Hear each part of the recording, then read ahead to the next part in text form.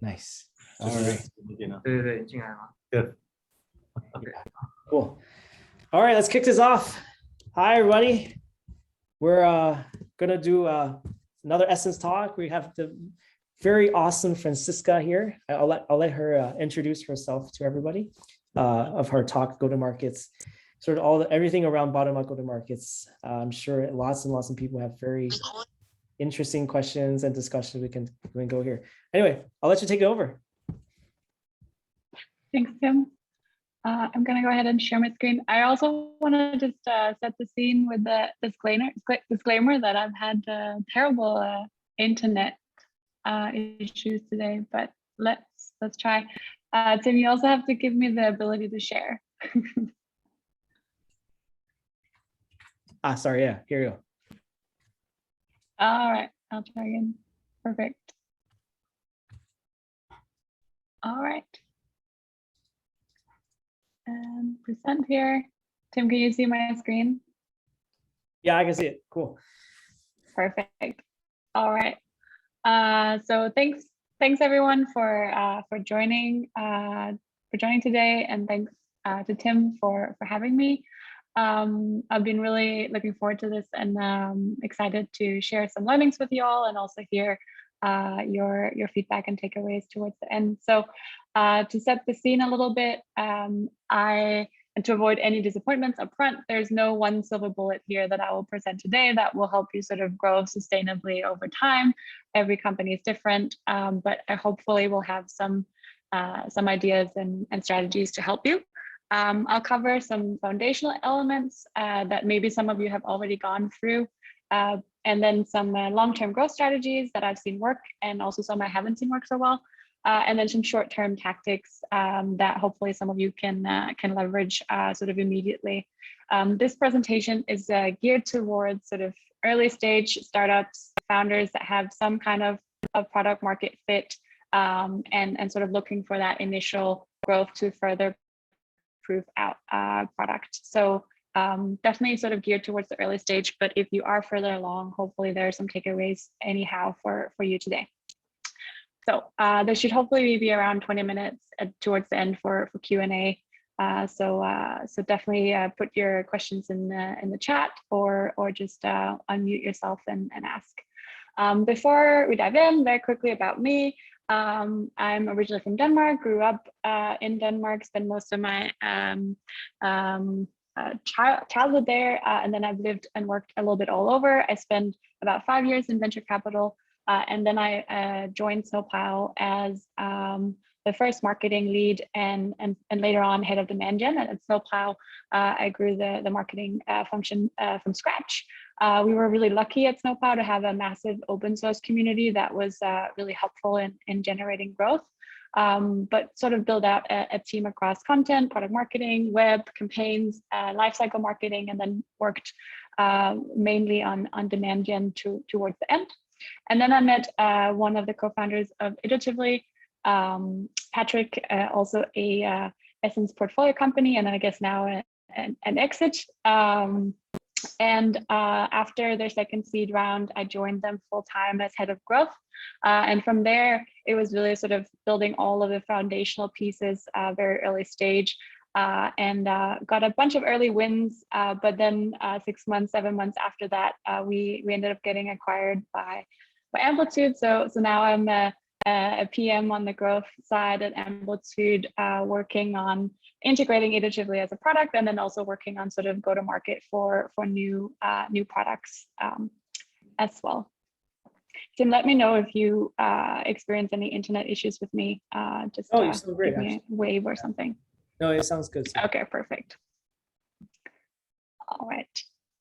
So let's dive in. So just to set the scene a little bit. So the way companies buy software has changed dramatically in the last 30 years. So we've been going from this kind of like top-down sales motion where you have to convince some leader that your product is the best, to quite the opposite, a try before you buy bottom-up motion where your product is the main driver of growth. And so you're focused on end users discovering your product, trying it out, and seeing value from it. And only then will they decide to make an investment in your tooling. So it's this bottom-up motion that we need to optimize for today. And so how do we get as many end users into our product and seeing value from it? To start, I like to think of these sort of three things together: your product, your pricing, and your persona. I'm sure there's more. This looks nice visually and also makes sense in terms of sort of thinking about these together. So do you have a product that is super hard to deploy and requires a lot of custom deployment? Then your pricing needs to really influence that, and your packaging. And does that in turn relate to your persona, your buyer persona, who is going to use this product? Is that how they would like to buy and install software today? If not, what do you need to change in your product or your pricing to make this a reality? So these three really go together and are interrelated and really make up the foundation of your go-to-market strategy. I want to look at each of these in turn a little bit. So pricing.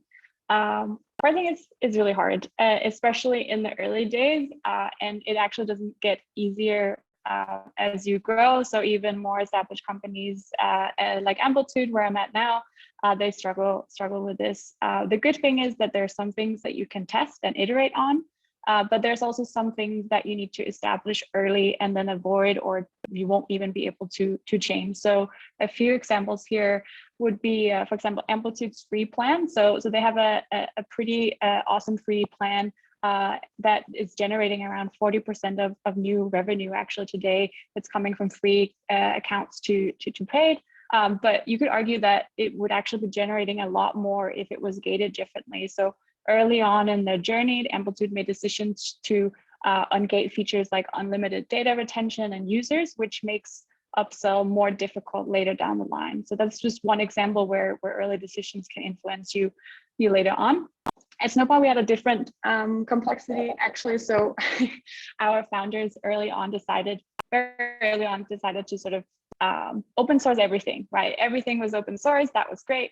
They probably didn't think so much about commercialization and future upsell paths as they did this. And so for us, open source was the main competitor and sometimes really hard to go up against because they have just ungated everything in the way that they had done it. So while open source is not directly related to pricing, it is related to packaging and your overall monetization strategy. So the main thing to consider here is your value metric. And your value metric is the way you measure your unit value of your product. And this can be API calls, storage page, number of users. It should really be something that increases value for your users and grows with how they grow. So if they get more customers or more usage, they will pay you more. And when you map out your initial idea for a pricing page or a pricing book, consider the future roadmap for your product. Are you able to visualize a user going from a starter plan to a pay plan to an enterprise plan? And the features on the roadmap, are they enabling that? If they're not, you need to try again. There needs to be clear upsell paths for you as you get started. Otherwise, you'll have issues later down the line. Another big thing to consider is transparency of your pricing page. So you probably seen you've all bought software in the past, and there's a trend of either hiding all pricing and gating it or not even making it available, or this kind of trend towards transparent pricing. I think speaking to your most of your user bases, end users and buyers will favor transparency and pay-as-you-go, pay-as-you-use models. If you don't think that's possible in your case, make sure you have a free version, trial version, or open source version that people can get value from before entering any kind of sales cycle. And even if you want to have some ability to test your pricing and really sort of see how much are buyers willing to pay, you can still have free and lower tiers that have transparent pricing, and then play around with your enterprise version of your pricing. That's always a good way to do it.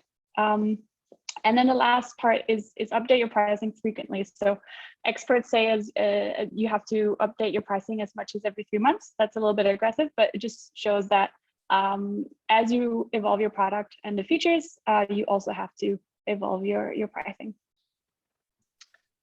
Hey, Franciska, Another if big, people yeah. ask questions if they haven't right now, because I see Sam has a question. And Oh, okay. I'll take it. What kind of users is non-transparent pricing best for?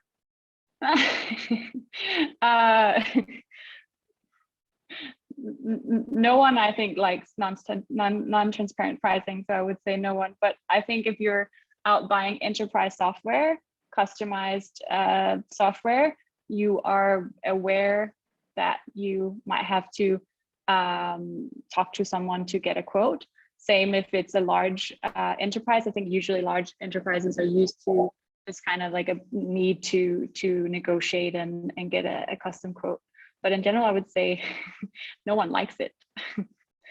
I hope that, Sam, answered your question. Yeah, I was thinking actually, particularly in regards to Zoom info and the fact that they're clearly doing very well, but they have non-transparent pricing that everyone complains about, but seems to work quite well for them. And I guess there's not always what people may want and what may be best from a sales perspective. Maybe there's a conflict there. I don't know. Yeah. So I think there's probably ways, I don't know about Zoom Info's pricing specifically, but there are probably ways that they could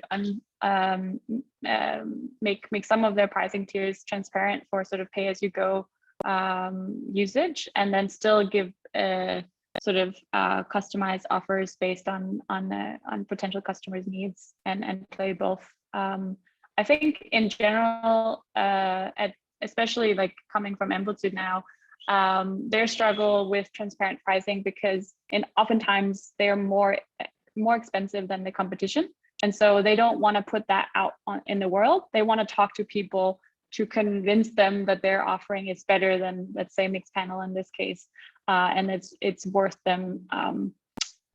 It's worth for the customer to pay more.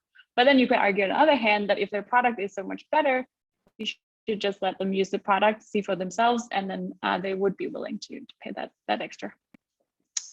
All right, I'll continue. So thanks for the question. It's great. Okay, another thing to think about is your users and customers. So who are they? What are their pain points? How do you help solve these pain points? What do they care about? Where do they hang out? A really funny anecdote from Snowplow was that we always talked about the head of data being our core persona. That was always the person we were talking to, speaking about, referring to in our collateral. And then after a while, we actually went out and we did an exercise. We mapped out our top 40 customers and the key personas in those 40 companies. And we found out that there was, among those 40 companies, only one head of data. So the head of data was not our core persona by far. It was the head of engineering, VP, engineering, CTOs. And so we had completely misunderstood our market and relied on our perception of who we thought our persona was, instead of actually doing the analysis and figuring out what was right. So definitely will recommend you doing that and not just perceive who you think is your buyer. Another thing to consider is the dependencies. Maybe you're selling to more than one team. So for example, in Iteratively's case, we were actually selling to product teams, data teams, and developers. And so we needed to understand the value that we brought to all those three groups of personas, alongside also understanding the needs of, say, procurement and a sort of security team. So really map out the dependencies of your buying journey. Is it super simple, just one person buying, or is it more of a complex sale where you need to have more info and more content and data available for your users? And then lastly, think about also the industries that you cater to. So maybe you have some industries you're really good in. If you have sold to 4 e-com customers already, it will be easier for you to get 4 more e-com customers. Maybe there are some industries you don't cater to. So maybe you don't cater to banks or healthcare companies. Write that down and then make sure that no one ever emails or reaches out or targets or talks to a bank or a healthcare company if that's not something that you can support. So really focus on the industries and personas that matter to you. Another thing that comes up quite a lot is sort of early product marketing. And some teams spend too much time on this. At Snowplow, we were constantly repositioning and rebranding, figuring out what resonated best. But a lot, and that's not ideal. We wasted way too much time on this. But some or many of the early stage companies I meet, they spend too little time on this. So they don't think about messaging and articulating value. They get quite bogged down on product features. And so it's really important that you as a founder, you're able to tell the story of like, why are we here? What are we trying to solve? And what does that mean to the end user, to the company I'm selling into? This will help you in sales conversations. It will help you write copy for your website. It will help you write content as well. Don't focus too much on the value either. I've also seen sort of websites where it's all marketing fluff. Your audience wants to know what you're doing, what you're solving, what the product does. But you do also want to cater to some adjacent buyers or people that want to understand why they should invest in this. And finally, if you're in a very competitive space, think about how and spend time understanding how you differ from the competition and what makes you different, how you sort of fit into that market. And if you're in a new space, focus a lot on education. So why should teams adopt this? Why have you built this in the first place? And if you're able, use any sort of quantitative or qualitative examples from customers or even your own research to show that this is an important space to invest in.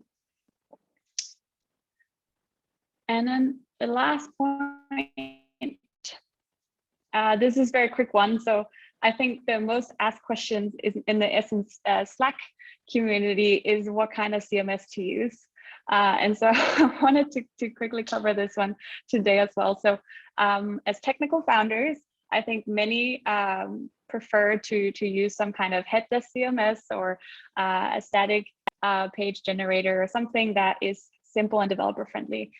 Same goes maybe for any marketing tooling or data tooling. Usually I see tech founders not really embrace marketing tooling at all because it's not developer friendly by nature.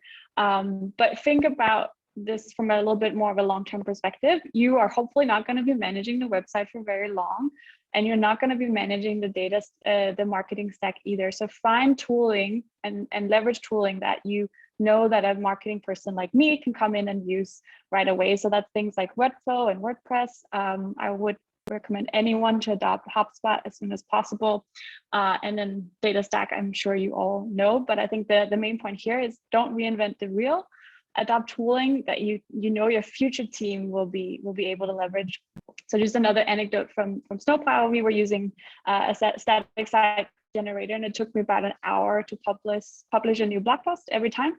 And I couldn't make any changes really to the website at all. And so we went through a large reorg, moving everything to WordPress, and ended up having every single team member on the marketing team self-serve and almost like democratizing access to our website, which was such a big change. All right, that was the beginning. So I want to jump into some of the tactics that I've seen work. And good news is that there are some tactics that will work and also some that won't work, or I haven't seen work, but that may work for you depending. So before we do that, just very quickly on loops and linear activities. So maybe you've read about this or heard about this, but loops were sort of popularized by the Reforge community and are really sort of replacing funnels. But I think the important part is that you invest in an activity and you see a return on that activity and almost a compounding return. So a little bit like a bank, you put money in the bank and you see compounding growth from that. Maybe a few examples. I don't want to dwell too much on this, but I think it's important in terms of where you invest over time. So you can imagine sort of viral loops like Slack, you acquire one user and then that user invites 20 other users, or something like Drift. They have a free, or at least they used to have a free chatbot that you could add on your website that was branded, and then they suddenly get eyeballs on thousands of other people's websites. There are also content loops, like a good example would be Yelp or HubSpot is the most famous one, but you also have sort of newer, more dev persona targeted ones like Sneaks NPM Package Manage Advisor that's driving a lot of growth for them. Then there's like paid loops, which is the standard one that's usually B2C, mobile games, e-commerce, stuff like that. And then there are standard sales loops, especially Amplitude is one that's using those to really grow. And then on the other hand, you have the linear activities that are sort of more one-offs that you can't sort of keep reinvesting in, but they can kick off or fuel some of your loops. That could be PR or something like partnerships. All right. So big one that I would focus on if you haven't started already is the content and content marketing. So there are a few tracks here that I would talk about, and a big one of the big ones is SEO content, and here you want to build up a library of articles focused on looking for high value keywords that your target audience is out there looking for answers to. And there's a bit of a sort of structure to it. You can go out and research, come up with examples that you think your target users are out there looking for, write them down, go and figure out how much search volume there is for these every month, prioritize them. You might not need more than 5 to 10 keywords to start. And then you need to write a bunch of content here. So focus on things like what is and how to, and those are the things that Google will prioritize and rank for. And if you're in the B2B space, you don't need to find keywords with tons of volume. You can actually go far with sort of keywords that have 200 to 1,000 search volumes a month if the competition is low and you can capture a large amount of that traffic. And I actually have a template that I can share after this that helps people sort of think through SEO and get that started. Another thing where you can consider SEO is documentation. So while you should definitely focus your documentation on user guides, you can always sprinkle in some of these high value keywords if they fit in with your documentation strategy. So at Iteratively, our documentation actually drove a fair bit of traffic. We had some answers to questions like what is a tracking plan or how to create a tracking plan, and they ranked really high for us and drove a ton of traffic. Another aspect here is thought leadership, and this is the kind of content that should come from you, the co-founders or founders of the startup. And they should be the kind of content that you want to share with the world and that the world also wants to share. So opinionated pieces, things about your positioning that's come out of some of that product marketing work as well. For many founders, it might be hard to write content. It takes time, it's not easy. There are ways to outsource some of this content. You can also consider sort of transcribing or like talking to people about what you want to write about and then have them try to write that down. There are ways to sort of go around it if it's really, really hard for you to write stuff. The important part is that you should get started on this if you haven't already. It takes a time for your content to start ranking. So the sooner you get started, the sooner you will start seeing value.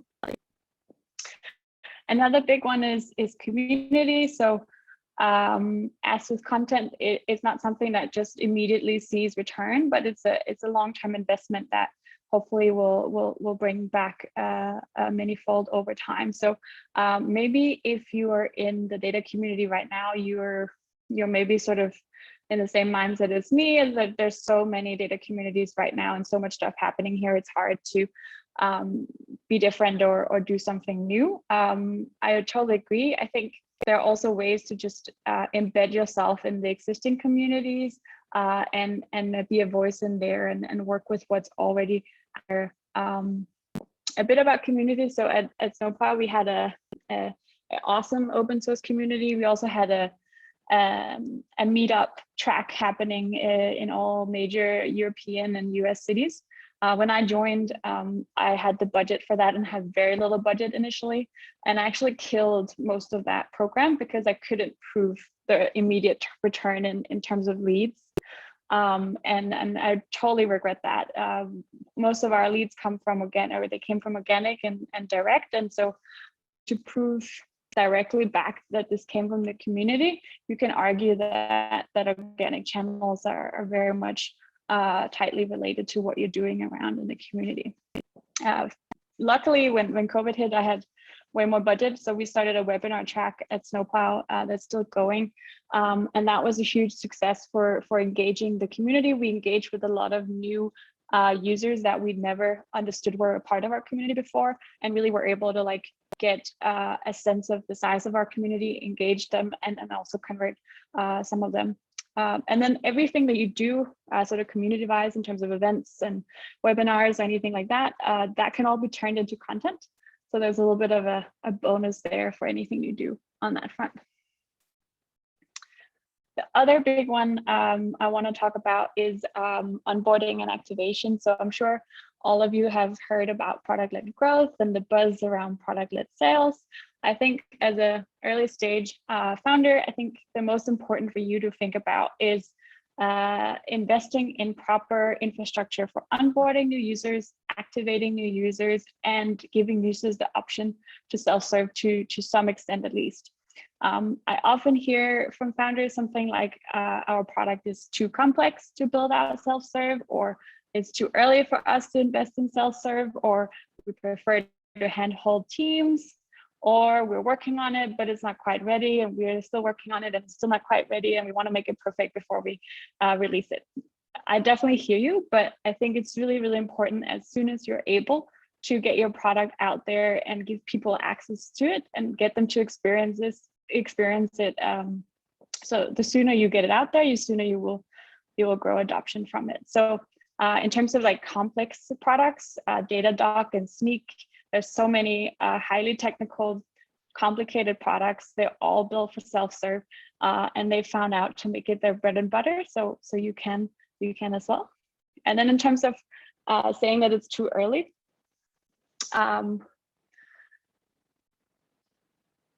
yeah, I can definitely talk to that a little bit towards the end. So tooling to use this. I actually have a whole blog post on this, so I can also share that. But one thing I would talk about in terms of like timing, you wanna build for your audience, and they want to try it out.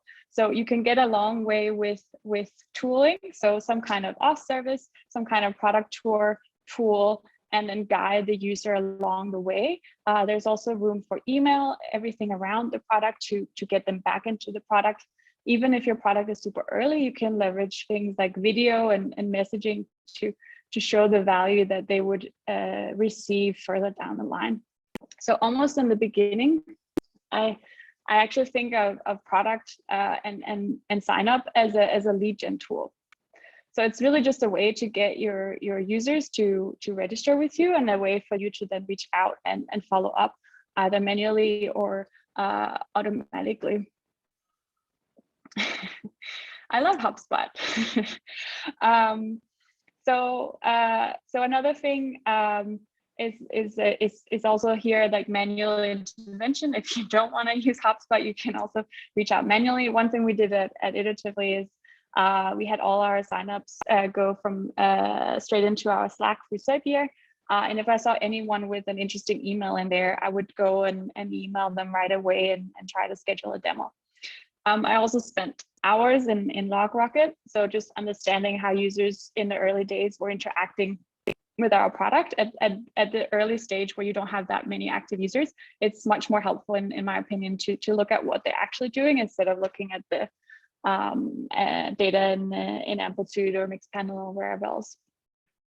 And then just a little anecdote here on the CTAs. So as an example, it's not a direct example, but I think it holds true. So on Amplitude's pricing page, there are two CTAs. One, get started, to sign up for a free account, and one to contact sales. And the contact sales one has less than 1% conversion rate. and the get started, create an account has about 7% conversion rate. So if you get a very limited amount of traffic each month, like 100 visitors a month, and you just have a requested demo or request access CTA, I think you're losing signups. So definitely build for sign up and give users a way to at least play around a little bit with your product, and then be sure to reach out to them after that. Yeah, okay, I can stay on the self-serve for a little bit. So in terms of so there's a question about onboarding tools. I think using something, I think it's called Auth0, or I can't remember, AWS has one too, but something that makes you sign up with Google super easy. And then some kind of onboarding tool like UserFlow was my tool of choice. And then you can also use something like Intercom for messaging or emailing after the fact if you don't want to use HubSpot. And in terms of guidance around timing for self-serve, as soon as possible. As soon as you think there is a minimal amount of value that your users can get, one feature that brings some level of value to them, I would consider opening up for self-serve. And then you can always reach out to these people. It's not they come into your product and then they leave and then they never come back. You can always email them, always re-engage them once you have more features and more capability inside your product. One that's a little bit related to this, but also in general, is around email marketing and marketing and nurture campaigns. So I think a lot of startups forget to email their users and customers, or just anyone in their network. So we've even seen a lot of people have a sign up for our newsletter. I think we had Iteratively had that as well before I joined, but there is no newsletter and they never hear from you at all. You don't prioritize it, and it sort of is at the bottom of the list. And it shouldn't be. Email still works. People still want to get updated. If they signed up, it's because they have some level of interest. Maybe they're not ready to buy or try, but they want to be kept updated. So be sure that you do that. If you have someone's email, you should email them. At Iteratively, we co-sponsored a webinar once with a few sort of larger players, where we got the email lists after the fact. Always try to do that if you get to do that as well yourself. But what we did was that we built a little nurture campaign, wrote some nice little emails about the problem we were solving for, and then a little bit more of our product. We actually got 2 paying enterprise customers from that campaign, and several more sales opportunities in our pipeline. So it works if you spend a little bit of time on it. And once you've built 5 emails, you can always reuse them.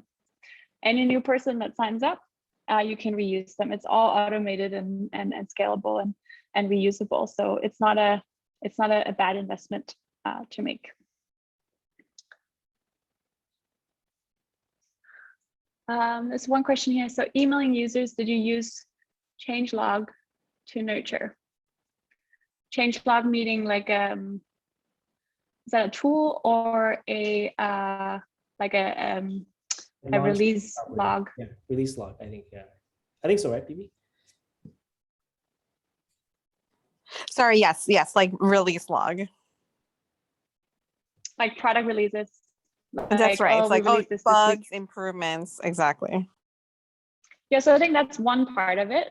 You wanna send out release notes, and then you also wanna create a separate track where you, once a user signs up, you send them emails to help them, guide them through onboarding. So that is definitely custom to your product and how it works, but it could be some content around how other customers have generated value from your product, how to get started. So setup guides, links to your documentation, links to relevant blog articles that speak to the problems you're trying to solve. So I would definitely do both. Got it. Some kind of cadence for release notes, but then also sort of customized onboarding. Got it. Thanks.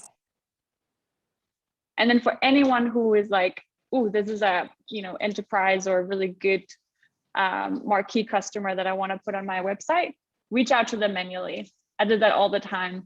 And in the early days, it's helpful to get their feedback, to talk to them in person and help them on board if you can. Got it.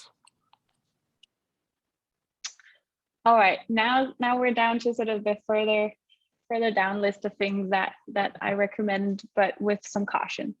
So obviously, lots of businesses have built large companies on outbounding and building armies of sales reps that spend all their day looking for email addresses and creating mass sort of emails. I'm sure you've all been subject to those emails as well, coming from some SDRs telling you that they should buy your software.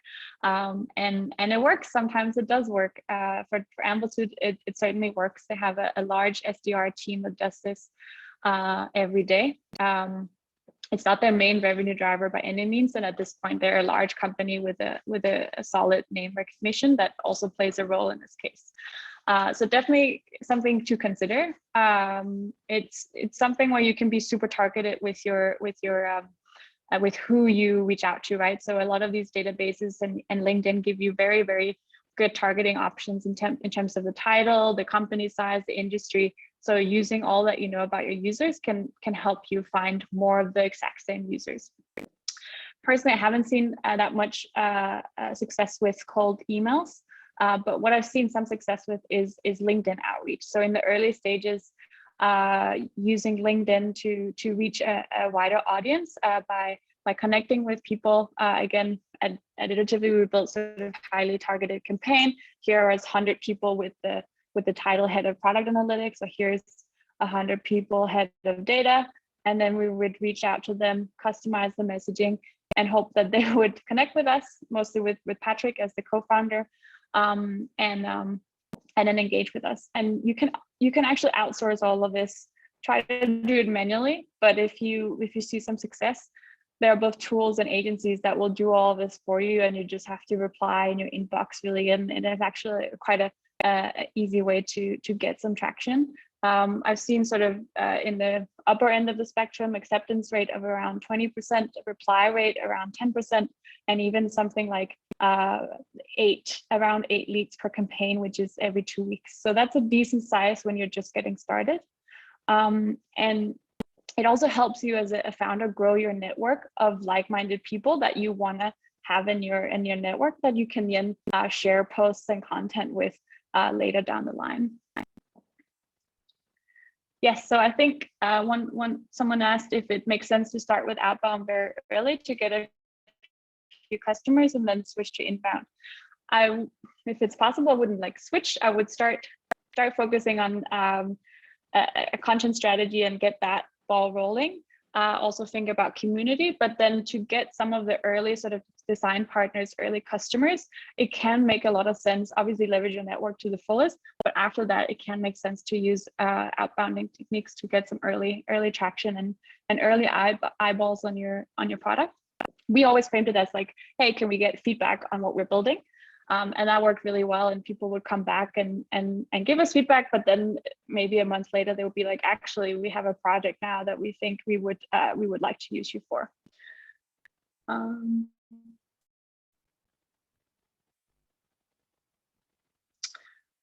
So maybe you're asking, once they engage, do you onboard them into the actual product or put them in a sandbox demo? Because data integrations can be sensitive. Yeah, so that's a huge complexity, of course, when you're dealing with data and sensitive data. Sandbox can be super helpful if you're finding it impossible to show value because no one is able to connect the integrations they need. Definitely, I would focus on building out a sandbox environment where people can show, where people can see your product in action. It really depends on the kind of data integrations, because I've seen a lot of tools where even if it is something like Snowflake or similar, that they will be open to doing that. But that's up to you if users don't have the ability to integrate directly. A sandbox makes a lot of sense.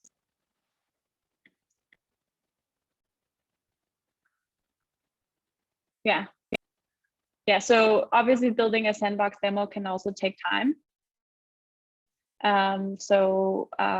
Yeah, it is a major investment, but I think it's worth doing. Anecdotally, I know that Amplitude has a major sort of demo environment, and that's been working really well as high intent lead gen for them, for anyone that doesn't want to set it up and get started themselves. But maybe also think about other integrations that can give you some level of value as a customer that doesn't require security clearance or are less sensitive, that you can kick people off with. Or is there a demo database that you can connect to, so it's not as maybe as complicated as a whole environment? That again depends a bit on your product.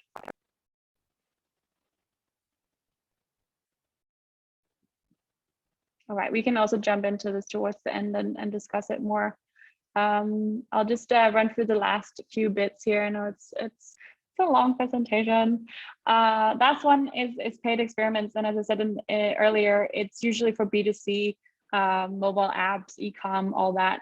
But again, businesses, B2B businesses have also been built on running ads and getting customers from that. So I once caught up with a head of growth from like a company card and expense management platform, and the only learning he had to share with me was that he invests in Facebook ads, and then he gets customers, and then he invests more in Facebook ads, and then he gets more customers, and the more he invests, the more customers he gets at a great ROI. So it is possible if you're really lucky.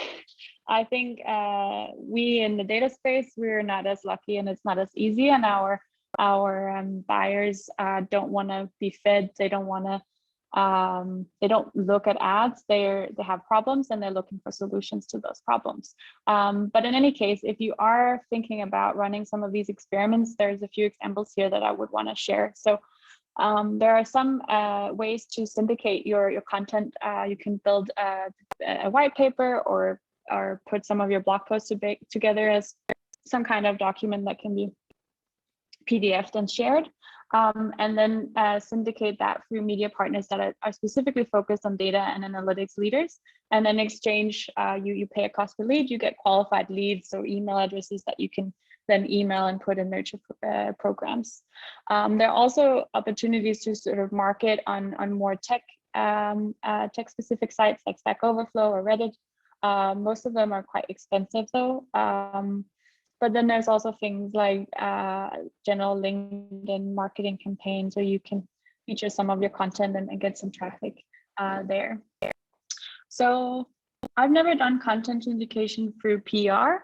I have a list of media partners that I can share with you after the fact that you can go with directly. Usually it's a cost per lead of like 40 or 50 bucks, and you can be really targeted with your with who you wanna talk to, or who you wanna get emails from, and who you don't. So only head of data, only in the US, only companies above 1,000 people. So you can put that as requirements, and then you get only leads that match that profile. You can very much treat those as pretty cold. They might have read part of your white paper, or at least they've shown some interest, but it's not like they're ready to buy. You have to really think about email nurture here and engaging them over a period of time before they will warm up, if ever. But it is definitely something I've seen and I've used in the past actually a lot at Snowplow.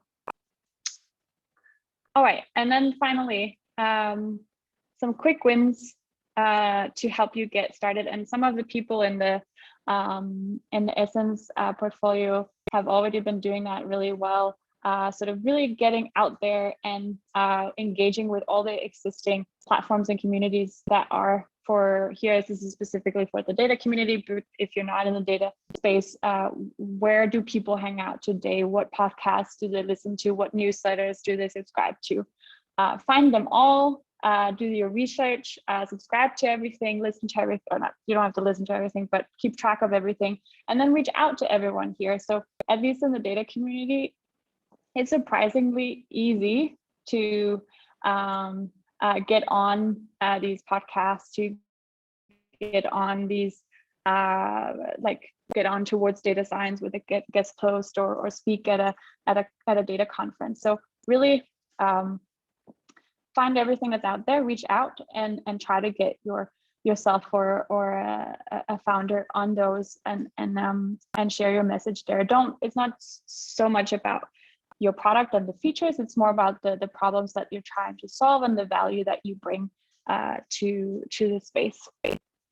And again, like something like partner marketing, do you have an integration with DBT? DBT has a massive community.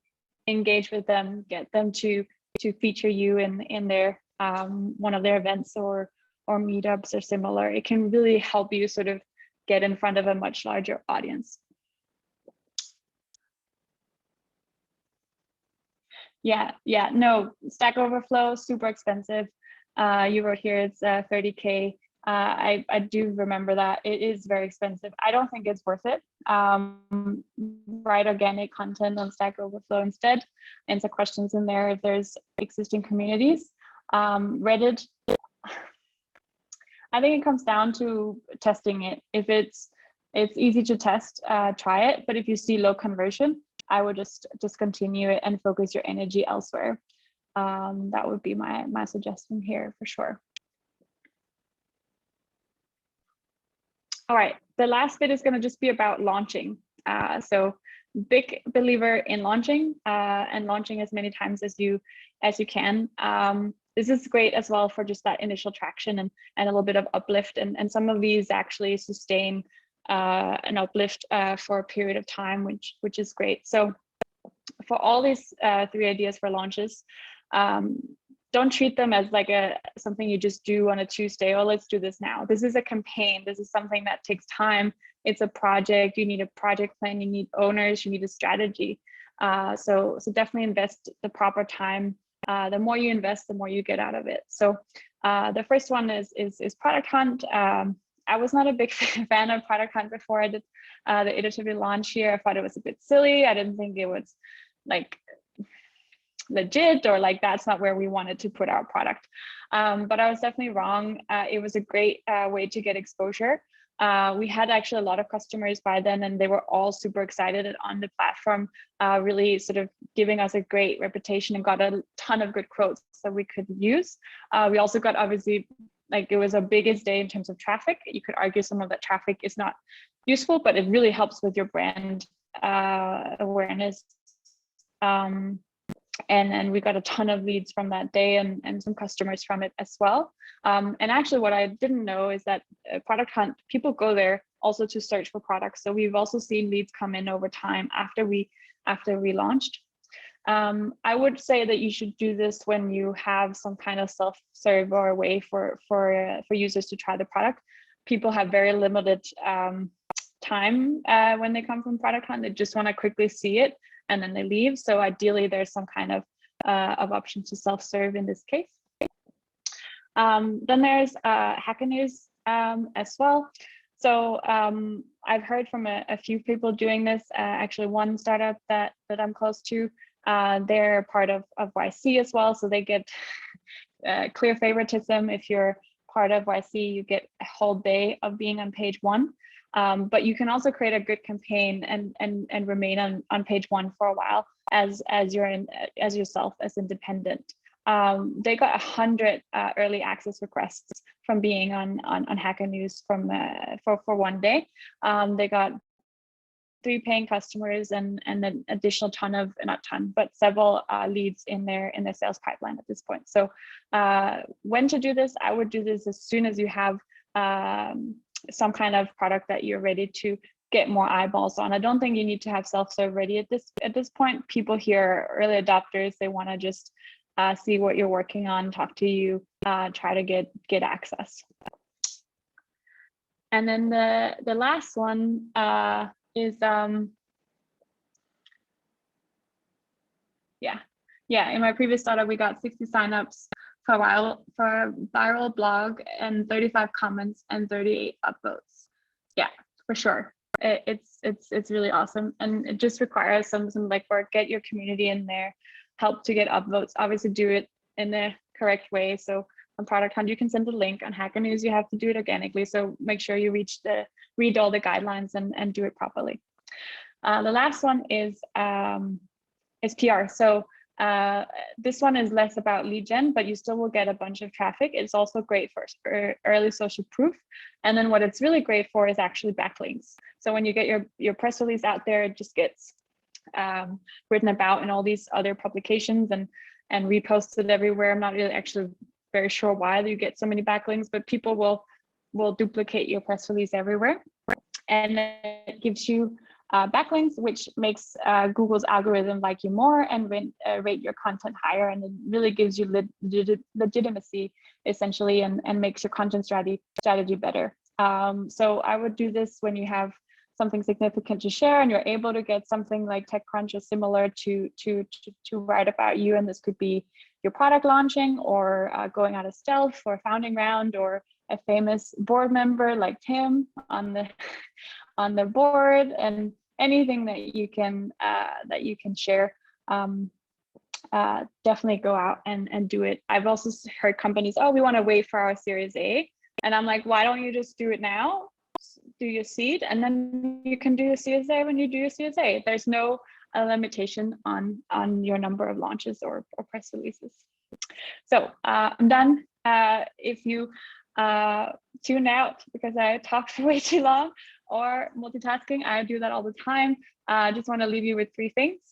Invest time in understanding your market and the competition and how your product is different, and then write about it. As a founder, you're the company's biggest advocate, and you have to be out there talking to everyone, and everyone who wants to listen. You have to be out there and telling the world about it.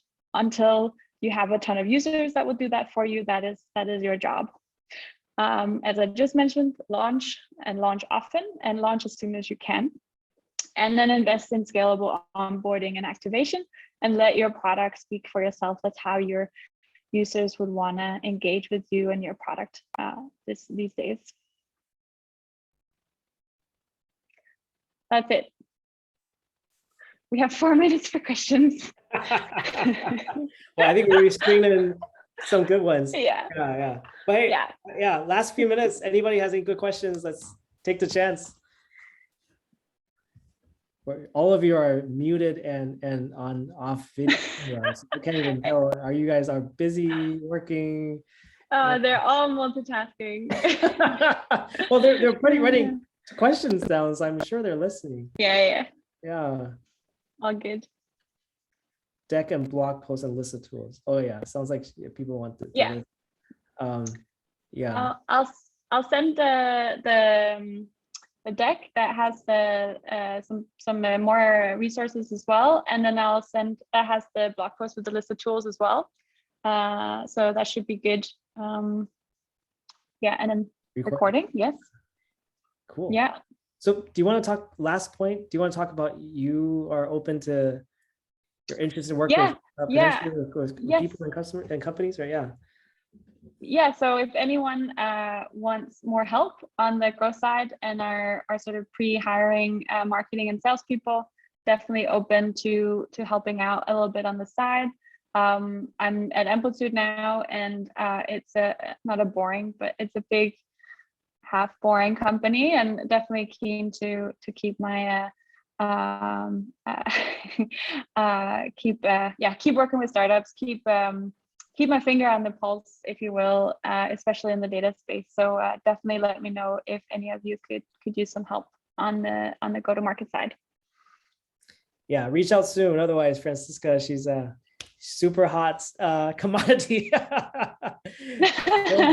Very scarce, just FYI. Lots and lots of people are just very happy to have her. Any more questions? Sounds like we're good. Oh, share the list indications. Yeah. Okay, cool. I think just list of tools and stuff. So I have the recording. I'll share it with everyone. I'm sure if you have any more questions and discussions, we're gonna do more of these. Yeah. You're on our Slack channel. I'm sure we always have these impromptu questions on Slack. Yeah, we should do more. Yeah. Well, I guess we conclude here. Thank you so much. This is awesome. Thanks, everyone. Good questions and stuff. So yeah. All right, well. Yeah, and I'm on SE Slack, so I'll see you all there. Yeah. Cool. All right. Good to see all of you. Have a good day. Bye. Bye, Have a good Tim. weekend. Bye, everyone. Bye. Thank you.